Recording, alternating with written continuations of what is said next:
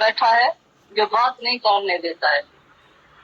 मन की सारी इधर कंठ पर होती है, जो तुमको एक भी शब्द नहीं बोलने देगा। पहले तो सब सारे इतना दिखाई देगा, बोलेगा मैं कैसे बोलूं, ये सब बैठे हैं तो मैं बात कैसे करूं। इसीलिए कोई अपना उद्धार कर नहीं सकता है। और ये सच्ची, ये मन ऐसा इधर कंठ पर बैठा है जो बात नहीं करने देता है। मन की सारी इधर कंठ पर होती है, जो तुमको एक भी शब्द नहीं बोलने देगा। पहले तो सब सारे इतना दिखाई देगा, बोलेगा मैं कैसे बोलूं, ये सब बैठे हैं तो मैं बात कैसे करूं। इसीलिए कोई अपना उद्धार कर नहीं सकता है। और ये सच्ची बात है। पर जो अपने अंदर में शौक लेकर आता है, तो राजा जनक कितनी भी सभा में बैठा था तो भी उसको लज्जा और शर्म नहीं आया, तो मैं सारी सभा के बीच में कैसे प्रश्न करूं। उसको अपनी मुक्ति की तलाश थी, अपने उद्धार की चिंता थी, तो मेरा उद्धार कैसे हो जाए। एक ही सपना खाली देखा, भयानक सपना देखा। तो 8 दिन के बाद मुझे पतले चावल की खिचड़ी मिल गई है। 8 दिन के बाद मैं इतना दर्द हो गया हूँ, जो मुझे एक चावल की थाली मिली और कुत्ते ने आकर मुंह डाला है। इतना भयानक सपना देखकर वो जग गया। जब सुबह हुआ तो सब ऋषियों मुनियों से पूछने लगा, तो ये सचा कि वो सचा। चाहे खुली दिल से खोल के ये दृष्टांत बात नहीं पूछा तो वो भी समझ जाए, पर गुप्त रूप में उससे पूछने लगा, तो ये सचा कि वो सचा। तो बात बिल्कुल समझे ही नहीं। और जो उत्तम होता है गुरु, जो समझदार होता है, जो आत्मा में जागा हुआ है, वो तो इस बात को जान सकता है। तभी वो अष्टावक्र को इधर आना पड़ा। ये बात सुनकर तो राजा जनक ने, ये जो ऋषि मुनि इसके मैदान में रहते थे, पलते थे, खाते थे, बस होते, और राजा जनक को ये जवाब नहीं दे सका है, इसीलिए जाकर उसको जेल में डाला है। उसमें अष्टावक्र का बाप भी था, और जब उसको पता चला तो उसको आजाद कराने के लिए पहले वो आया है सर, तो मैं इस बात का जवाब दे सकता हूँ। और आया है और बराबर उसको जवाब दिया भरी बीच सभा में। कि लाखों बार बात चलती है तो एक भयानक सपने से उसको जागृतता आ गई। उसको कभी भी शर्म नहीं आया, तो भरी सभा में मैं उत्तर प्रश्न कैसे करूं। तुमने जीवन में कितना भयानक सपना देखा होगा, किसका मौत देखा होगा, किसका दुख देखा होगा, योग संजोग, आना जाना, मिलना बिछड़ना, बीमारी, दुख सुख, अपने शरीर का कितना कष्ट देखते हैं। फिर भी इसी भयानक सपने से जागने की अंदर में जो है कोशिश नहीं करते, वो अच्छी तरह से हम जागते जाए। इसीलिए आते हैं तो तुमको अंदर में पूरा दर्द नहीं होता है।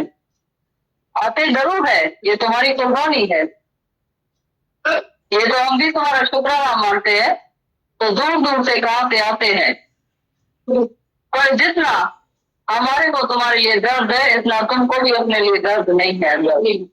तो मैं आज ही अपना उद्धार करूं। जो मैं वैल्यूबल टाइम लेकर आया हूं, तो वैल्यूबल समय लेकर मैं अपना उद्धार करके जा। तो उसके लिए तुमको सारी सभा में उत्तर प्रश्न करना चाहिए, तो तुमको जवाब भी ऐसा मिलेगा जो सारी उम्र के लिए तुम्हारे अंदर से अज्ञान चला जाए।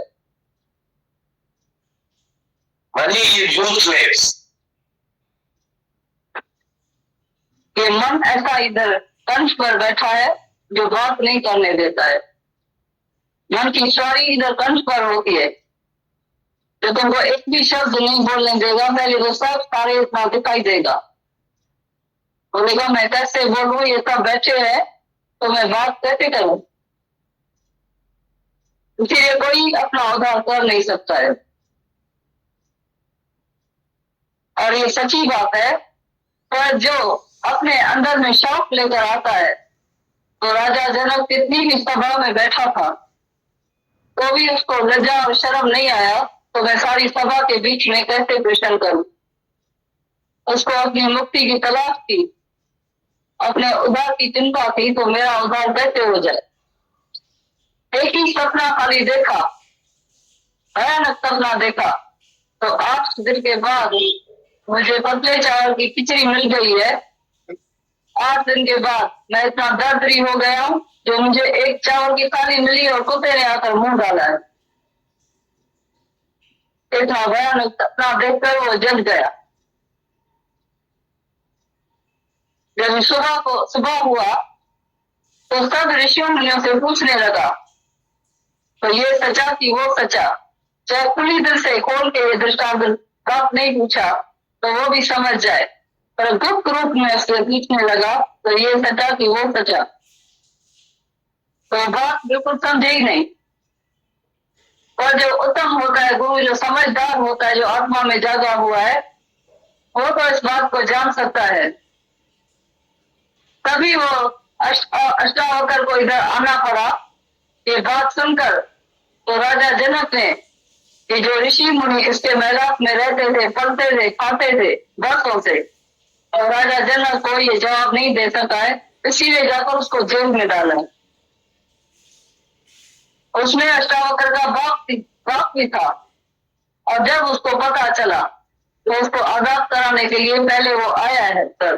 तो मैं इस बात का जवाब दे सकता हूँ, और आया है और बराबर उसको जवाब दिया। भरी बीच सभा है कि लाखों बार बात चलती है, तो एक भयानक सपने से उसको जागृतता आ गई।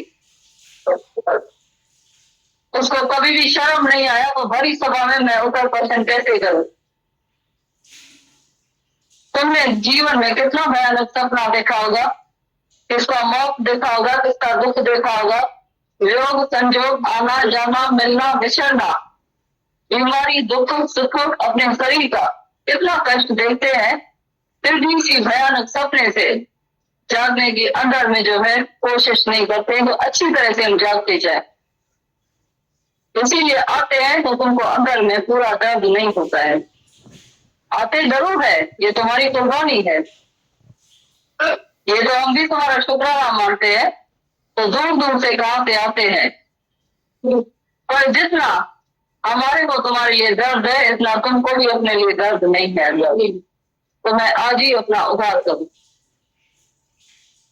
जो मैं वैल्यूबल टाइम लेकर आया हूं, तो वैल्यूबल समय लेकर मैं अपना उद्धार करके जाऊं। उसके लिए तुमको सारी सभा में उत्तर प्रश्न करना चाहिए, तो तुमको जवाब भी ऐसा मिलेगा जो सारी उम्र के लिए तुम्हारे अंदर से अज्ञान चला जाए।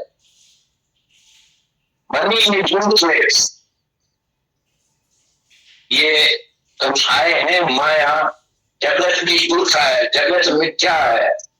मनी पैसा भी वही जगत ही है, मिथ्या है। पैसा भी सब मिथ्या है, लेकिन तुम सब लोग पैसे के पिछाड़ी दौड़ते हैं, बार बार दौड़ते हैं। इतना भी पैसा तुमको होगा, कभी तुम सुखी नहीं हो सकता है। सगल सृष्टि का राजा दुखिया, सारी सृष्टि का एक राजा भी बन जाएगा, वो भी दुखी होगा। राजा जनक सब अपनी मिलकत राजाई का और तन मन धन सब लेके गया गुरु के पास, तो मेरे को शांति दो। गुरु ने तो बुला, अरे मैं तुमको इतना बड़ा राजा बनाया है, इतना पैसा है तुम्हारे में, तो अभी तक तुम्हारा पेट नहीं भरा, अभी तक तुम दूसरा पड़ता है, आता है हमारे पास, क्या चाहिए। उसने बोला हमको जो चाहिए वो मेरे को मालूम पड़ गया है, अभी अभी मालूम हुआ है इतने बरस के पास। तो मेरे को तन मन और सन से पीस ऑफ माइंड नहीं मिल सकता है, शांति नहीं मिल सकती है। हम शांति को ढूंढ रहा है। Money is useless. ये तुम आए हैं माया, जगत भी दूसरा है, जगत मिथ्या है। मनी पैसा भी वही जगत ही है, मिथ्या है। पैसा भी सब मिथ्या है, लेकिन तुम सब लोग पैसे के पिछाड़ी दौड़ते हैं, बार बार दौड़ते हैं। इतना भी पैसा तुमको होगा, कभी तुम सुखी नहीं हो सकता है। सगल सृष्टि का राजा दुखिया, सारी सृष्टि का एक राजा भी बन जाएगा, वो भी दुखी होगा। राजा जनक सब अपनी मिलकत राजाई का और तन मन धन सब लेके गया गुरु के पास, तो मेरे को शांति दो। गुरु ने उसको बुला, अरे मैं तुमको इतना बड़ा राजा बनाया है, इतना पैसा है तुम्हारे में, तो अभी तक तुम्हारा पेट नहीं भरा, अभी तक तुम टूटता पड़ता है, आता है हमारे पास, क्या चाहिए? उसने बोला हमको जो चाहिए वो मेरे को मालूम पड़ गया है, अभी अभी मालूम हुआ है इतने बरस के पास, तो मेरे को तन मन और सन से पीस ऑफ माइंड नहीं मिल सकता है, शांति नहीं मिल सकती है।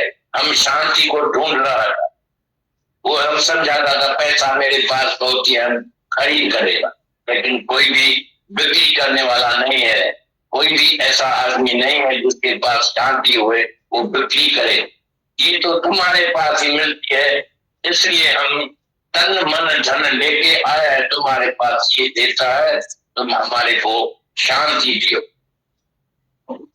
गुरु नानक साहब बोलता है कि क्या मांगो भगवान, कोई मनी इज यूजलेस,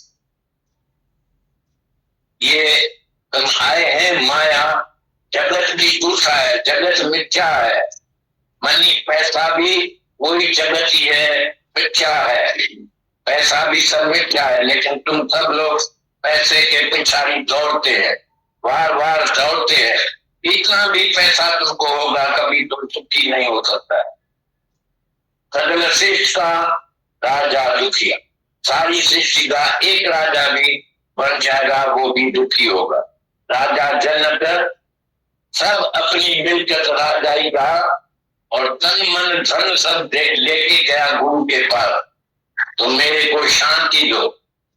गुरु ने उसको बुला, अरे मैं तुमको इतना बड़ा राजा बनाया है, इतना पैसा है तुम्हारे में, तो अभी तक तुम्हारा पेट नहीं भरा, अभी तक तुम टूटता पड़ता है, आता है हमारे पास, क्या चाहिए? उसने बोला हमको जो चाहिए वो मेरे को मालूम पड़ गया है, अभी अभी मालूम हुआ है इतने बरस के पास, तो मेरे को तन मन और सन से पीस ऑफ माइंड नहीं मिल सकता है, शांति नहीं मिल सकती है। हम शांति को ढूंढ रहा है, वो हम समझाता था पैसा मेरे पास पहुंची हम खरीद करेगा, लेकिन कोई भी बिक्री करने वाला नहीं है, कोई भी ऐसा आदमी नहीं है जिसके पास शांति हुए वो बिक्री करे। ये तो तुम्हारे पास ही मिलती है, इसलिए हम तन मन धन लेके आया है तुम्हारे पास, ये देता है तुम हमारे को शांति दियो। गुरु नानक साहब बोलता है कि क्या मांगो भगवान, कोई भी चीज स्थान नहीं, आने और जाने वाली चीज तो मांगता है, सब बेवकूफ। अभी तक इतना सुन के भी कुछ ना कुछ तो मांगता है, अभी 10 लाख तुमको मिलेगा तो खुशी होगी या नहीं, या 10 लाख जाएगा तो दुख होगा या नहीं, समझ तो भाव में कहा है तुम। नुकसान और नफे में एक का है, नुकसान होता है तुमको गुस्सा आता है, नफा होता है तुमको खुशी होती है, किसी भी सिद्धि में कामयाबी मिलती है, कोई दुनिया के कारण में तुमको मजा आता है, खुशी होती है। तो ज्ञानी खुशी और दुख से ऊपर है, टके पैसे वाला फल वो नहीं चाहता है, उसको तो बड़ा फल चाहिए। कोटी का 10 बुजुर्ग वाला 10 कोटी की फल ना कौन अच्छा ना बुजुर्ग को ये चाहिए।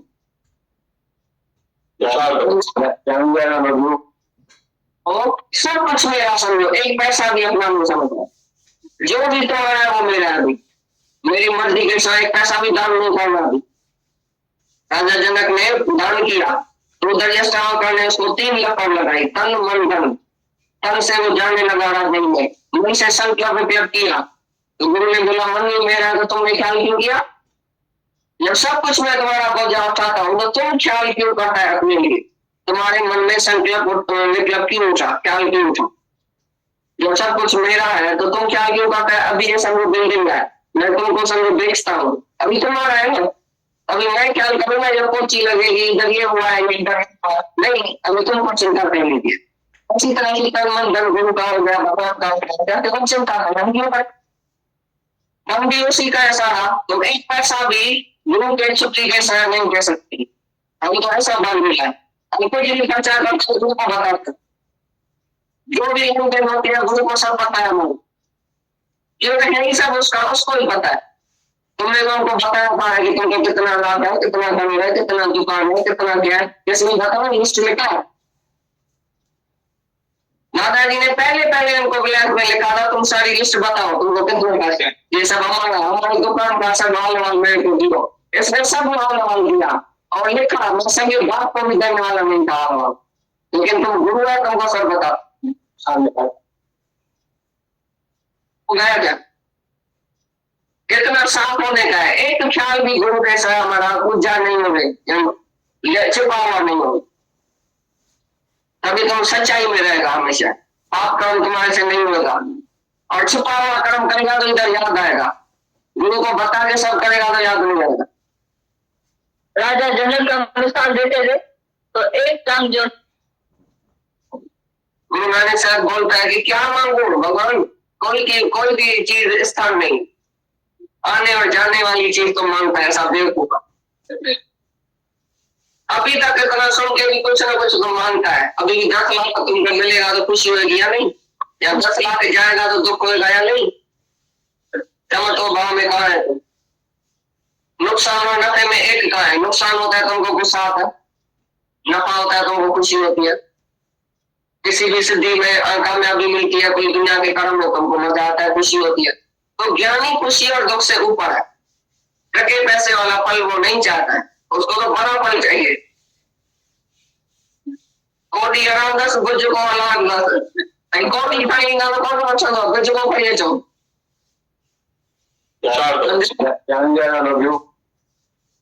सब कुछ मेरा समझो, एक पैसा भी अपना नहीं समझता। जो भी तो है वो मेरा है। अभी मेरी मर्जी के साथ एक पैसा भी दान नहीं करना। अभी राजा जनक ने दान किया तो दरियाष्टावकर ने उसको 3 लपड़ लगाई, तन मन धन। तन से वो जाने लगा राजा ने, मन से संकल्प विकल्प किया तो गुरु ने बोला मन ही मेरा है तो तुमने ख्याल क्यों किया। जब सब कुछ मैं तुम्हारा बोझा उठाता हूं तो तुम ख्याल क्यों करता है अपने लिए। तुम्हारे मन में संकल्प विकल्प क्यों उठा, ख्याल क्यों उठा। जब सब कुछ मेरा है तो तुम ख्याल क्यों करता है। अभी ये समझो बिल्डिंग है, मैं तुमको समझो बेचता हूँ, अभी तुम्हारा है ना। अभी मैं ख्याल करूंगा जब पोची लगेगी, इधर ये हुआ है, इधर ये हुआ नहीं, अभी तुमको चिंता करने की। ऐसी तरह की तन मन धन गुरु का हो गया, भगवान का हो गया, जाते वो चिंता करें, हम क्यों करें। हम भी उसी का ऐसा रहा, तुम एक पैसा भी गुरु के छुट्टी के साथ नहीं दे सकती। हम तो ऐसा बांध देला है, हम कुछ भी खर्चा करते हैं गुरु को बताते, जो भी लेन देन होती है गुरु को सब पता है। हमें क्योंकि यही सब उसको ही पता है। तुमने लोगों को बताया हुआ है कि तुमको कितना लाभ है, कितना धन है, कितना दुकान है, कितना क्या है, जैसे बताओ लिस्ट लिखा है।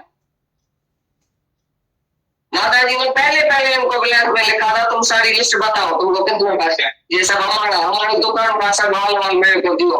इसने सब माल दिया और लिखा, मैं सभी बात को भी देने वाला नहीं था, लेकिन तुम गुरु है, तुमको सब बता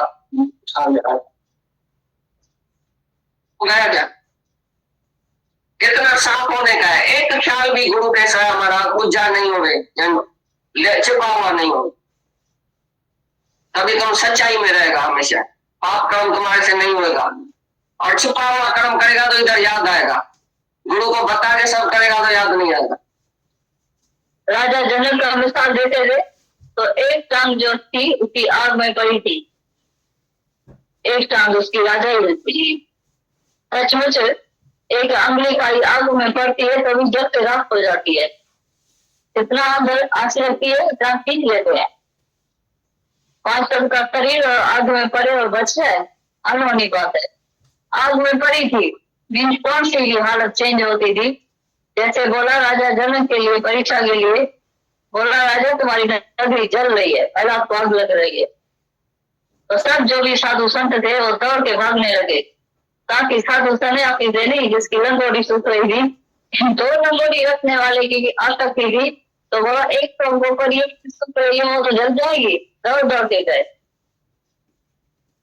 तभी अष्टावक्र गुरु ने दिखाया तो राजा जनक बैठा भी राजा ही है, पर तुम देखो तो राजा ही होते हुए भी कितना भी सामना माया तो करना पड़ता है, चाहे तो सुख भी आता है उसकी राजा ही होते हुए भी। उसको न राजा ही असर करती है, न कोई दुख असर करता है। बोला जिसकी है उसकी जल है, तो वो उठा ही नहीं, जहां बैठा था वहीं बैठा था। ये मिसाल इसीलिए देते हैं, एक टांग उसकी आग में पड़ी थी और एक राजाई में बैठा था। तो आग की ये दुनिया थी, जो ऐसा मिसाल सुन के भी नगरी का तो तुम्हारी राजाई जल रही है तो भी नहीं उठा। सभी ने हाहाकार मचाया। अब सन्यासी जब लौट के आया तो देखा आग तो है नहीं, तो शर्मिंदा होकर लौट के आकर बैठा। तभी अष्टावक्र गुरु ने और सब ऋषियों मुनियों ने बोला तो बराबर राजा जनक जो है सराहने योग्य है, मानने योग्य है। ये राजा जनक कहलाने योग्य है, तो बराबर ये जीवन मुक्त है, जिसको कोई भी माया की आंच जो है आ नहीं सकती है। और जिसको ये जीवन मुक्ति जीते जी हासिल हो गई है, वही जीते जी फिर विदेह मुक्ति का नारा लगा सकता है। तो मैं जीते जी विदेह मुक्त, मैं लौट के फिर जन्म मरण के चक्कर में नहीं आऊंगा। अगले जन्म में जो राजा जनक का मिसाल देते थे, तो एक टांग जो थी उसकी आग में पड़ी थी, एक टांग उसकी राजाई में थी। सचमुच एक अंगुली खाली आग में पड़ती है तो भी जल के राख हो जाती है। इतना अंदर आग लगती है, इतना खींच लेते हैं। 5 टन का शरीर और आग में पड़े और बच जाए, अनहोनी बात है। आग में पड़ी थी मीन्स कौन सी भी हालत चेंज होती थी। जैसे बोला राजा जनक के लिए परीक्षा के लिए, बोला राजा तुम्हारी नगरी जल रही है, पहला आपको आग लग रही है। तो सब जो भी साधु संत थे वो दौड़ के भागने लगे। ताकि साधु सन्यासी थे नहीं, जिसकी लंगोटी सूख रही थी, 2 लंगोटी रखने वाले की आसक्ति थी, तो बोला एक तो हमको करिए, एक सूख रही है वो तो जल जाएगी। दौड़ दौड़ के गए। तभी अष्टावक्र गुरु ने दिखाया तो राजा जनक बैठा भी राजाई में है, और तुम देखो तो राजाई में होते हुए भी कितना भी सामना माया तो करना पड़ता है, चाहे सुख भी आता है उसकी राजाई में होते हुए भी। उसको न राजाई असर करती है न कोई दुख असर करता है। बोला जिसकी है उसकी जलने दो। वो उठा ही नहीं, जहां बैठा था वहीं बैठा था। ये मिसाल इसीलिए देते थे, एक टांग उसकी आग में पड़ी थी और एक राजाई में बैठा था। तो आग की ये दुनिया की, जो ऐसा मिसाल सुन के भी नगरी का तो तुम्हारी राजाई जल रही है तो भी नहीं उठा। सभी ने हाहाकार मचाया। अब सन्यासी जब लौट के आया तो देखा आग तो है नहीं, तो शर्मिंदा होकर लौट के आकर बैठा। तभी अष्टावक्र गुरु ने और सब ऋषियों मुनियों ने बोला तो बराबर राजा जनक जो है सराहने योग्य है, मानने योग्य है।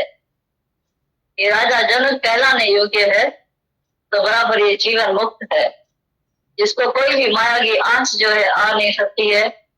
और जिसको ये जीवन मुक्ति जीते जी हासिल हो गई है, वही जीते जी फिर विदेह मुक्ति का नारा लगा सकता है। तो मैं जीते जी विदेह मुक्त, मैं लौट के फिर जन्म मरण के चक्कर में नहीं आऊंगा।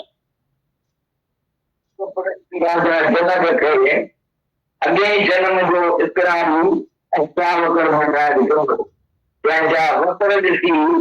जनक की उत्पन्न थी, पर आसन भारती कची गुरु में जीवन में तो भगवान वालो आहे। भगवान प्रेम सबो सदावान लगते ज्ञान जनक कहूँ तुम मुकेश उपदेश कर महाप्रभु शिष्य